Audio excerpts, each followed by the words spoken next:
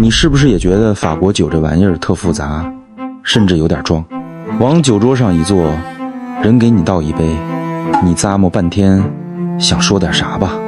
一看酒标，傻眼了，上面竟是些看不懂的法文地名，什么 Appellation、d'origine、Comptoir， 连个咱熟悉的赤霞珠、黑皮诺的影都找不着，这感觉就跟一个从没出过国的人，一头扎进了巴黎的地铁站，两眼一抹黑，完全不知道该往哪儿走。很多人就卡在这第一步，要么就干脆放弃，觉得法国酒门槛太高，要么就只能听别人云山雾罩的吹，自己心里一点谱都没有。今天我就给你捅破这层窗户纸，让你一招之内从小白看懂法国酒的门道。记住了，就这一招，先看地图，再看酒标，忘掉那些让你头疼的葡萄名。咱们今天换个玩法，像个内行一样，从根上把法国酒给盘明白了。好，咱先聊聊第一个问题，为什么法国人就这么轴，非得按地名而卖酒？这不是跟消费者过不去吗？其实啊，这背后藏着法国人对酒最核心的理解，一个词儿叫风土 terroir。 什么叫风土？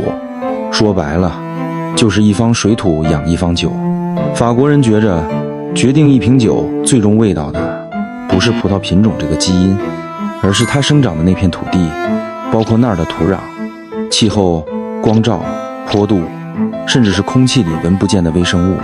所有这些环境因素的总和才是酒的灵魂。所以他们搞了一套非常严格的法律体系，就是你酒标上看到的 LC 或者 LP 全称叫法定产区，全国划了300多个这样的产区，每个产区里种什么葡萄，怎么种，怎么酿，那都是有明文规定的，不许乱来。这么干的好处是啥？就是保证了风格的稳定和独特性。比如你买一瓶来自桑塞尔、三塞尔的白葡萄酒，你不用看品种也知道，里边80%就是长相思，而且带着那片土地特有的像刚下过雨的石头子儿一样的矿物爱。理解了风土这个概念，你再看法国地图，一下就豁然开朗了。你都不用看得太细，你就记住一条线，一条从北到南的气候分界线。法国北部像香槟区、卢瓦尔河谷、阿尔萨斯，天冷，阳光没那么足，这种气候下葡萄不容易熟透，酸度就高。高酸度你懂吧？就像山楂一样清爽提神。所以北边而出的酒主要就是讲究个清爽锋利有矿物感的白葡萄酒，还有就是需要高酸度做骨架的起泡酒。再看法国南部罗纳河谷、普罗旺斯、朗格多克，地中海气候，阳光灿烂，又热又干，葡萄在这儿能长得特别熟，糖分高，酿出来的酒呢，自然就酒底饱满，果味奔放，酒精度也高，所以难辨，是红葡萄酒的天堂。你看，就这么简单一划分，你再去酒铺里看酒，心里是不是就有底了？拿到一瓶酒，先琢磨一下它在法国的哪个位置，你对它的味道基本就能猜个8、9不离10。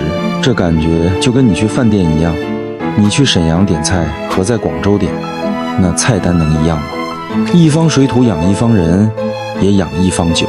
光说不练假把式，接下来我直接给你上一张藏宝图。这是一份由内行总结的12类法国代表酒学习清单，你不用全背下来，就把它当成一个练习册，每次去买酒就照着这个单子挑一瓶你没喝过的。喝完这12种，我保证你对法国酒的理解能超过身边90%的人。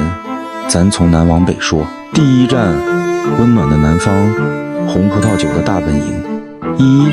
罗纳河谷溃斯润的这白西安混酿，你要想找性价比，就奔着南罗纳河谷去，尤其是酒标上标着溃粗润的必着眼买都不会错。这儿的酒主要是歌海纳、古日纳给、希拉、Syrah、穆和怀特这仨兄弟混酿，简称 GS3。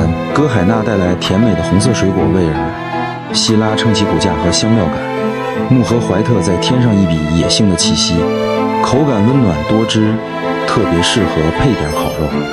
北罗纳河谷的希拉 Syrah 同样是罗纳河谷往北走，风格就完全不一样了。韦罗纳的希拉是全世界希拉的祖庭，风格更冷峻，更克制。你能在里面闻到黑胡椒、紫罗兰，甚至黑橄榄的味道，像个穿着西装的硬汉。想体验顶级的希腊，就找找克罗斯安德泰尔、克鲁森斯汉姆特什或者圣约瑟夫圣周斯这些产区。3. 普罗旺斯的桃红，别一提普罗旺斯就只想到薰衣草，这儿可是全世界最好的桃红葡萄酒产区。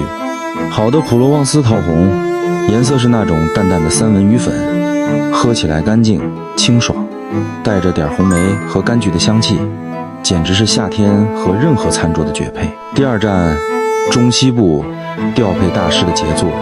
4. 波尔多红，格尔多这就更好玩。一条吉伦特河把产区劈成了2半，风格截然不同。左岸像梅多克、霍里什籽儿多，排水好，适合晚熟的赤霞珠。所以这个酒，赤霞珠是主角，酿出来的酒跟个硬汉似的，真凝重，有骨架，能陈年很久。右岸像波美侯 Palmer、圣艾美隆 Saint-Emilion， 粘土多，更适合梅洛生长。所以万的酒呢，梅洛是主角，口感更柔美，更圆润，果味也更成熟。下次别人问你喜欢左岸还是右岸，你就能说出个1、2、3了。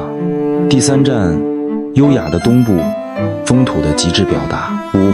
博若莱的佳美甘妹，这酒啊，名义上归勃艮第管，但风格完全是自成一派。他用的葡萄叫佳美，酿出来的酒果香四溢，喝起来轻松多汁。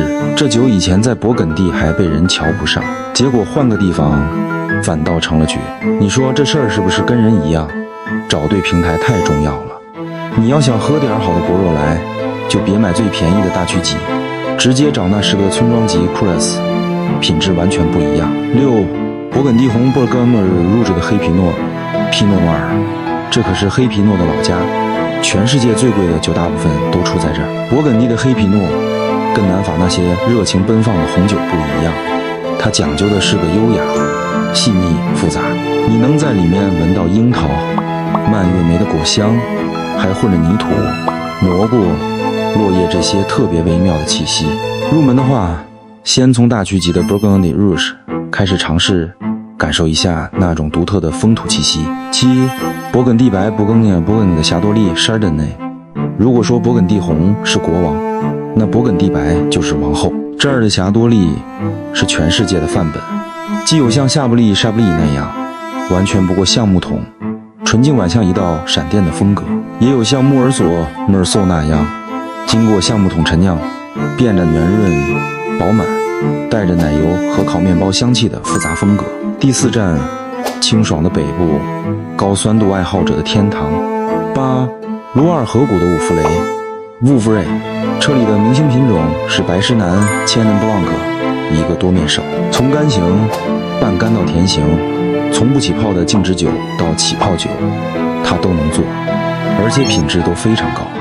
核心的特点就是高酸度和那种类似蜂蜡的质感。9. 卢瓦尔河谷的长相思 Sauvignon Blanc， 喜欢长相思那股子青草、青柠和穗氏味儿的，一定要试试卢瓦尔河谷的。锁定桑塞尔和普伊富美、普利、放门这2大产区，它们就是世界长相思的标杆。10. 卢瓦尔河谷的品类株 Cabernet Franc， 在凉爽的卢瓦尔河谷，品丽株这个品种会展现出独特的青椒、紫罗兰和石墨的气息。想尝试的话，可以找找西农 Tin 这个产区。第5站，独特的边境与巅峰。11. 阿尔萨斯混酿，这个产区在法国和德国边境上，历史上换过好几次主人，所以酿酒风格也兼具了2国的特点。跟法国其他地方不一样，这儿的酒标上一般会把葡萄品种写清楚，你可以试试他们当地特色的混酿，比如 Pinot d'Insais 或者 Gentil， 性价比很高，能很好的体验当地风情。12. 香槟 Champagne， 最后当然是香槟。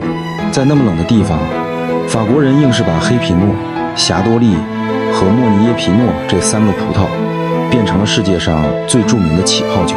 香槟的魅力很大程度上也来自于拼配的艺术。各大酒庄会把不同村庄、不同年份的基酒混在一起，创造出自己稳定独特的酒庄风格。讲到这儿，你可能发现我老提一个词儿，叫混酿或者拼配。这玩意儿到底是啥？是不是好赖葡萄掺一块卖？恰恰相反，法国人是全世界最牛的葡萄拼配大师。拼配不是为了掩盖缺点，而是为了创造更和谐、更复杂也更稳定的风格。这其实就跟咱们喝的那些好茶一个道理，把不同山头、不同季节的料子按比例拼在一起，有的提香，有的增厚度，最后才成就了那一口更丰富、更醇厚的味道。酿酒和做茶底层逻辑是通的。你看，罗纳河谷的 GSM 是用不同葡萄的特性互补，波尔多的左右岸是用不同品种来适应不同土地，香槟呢，更是把不同地块、不同年份的酒调配在一起，像一个交响乐团，最终奏出和谐的乐章。行，道理都懂了，最后咱来点实在的。你走进酒铺，面对一墙的法国酒，到底该怎么下手？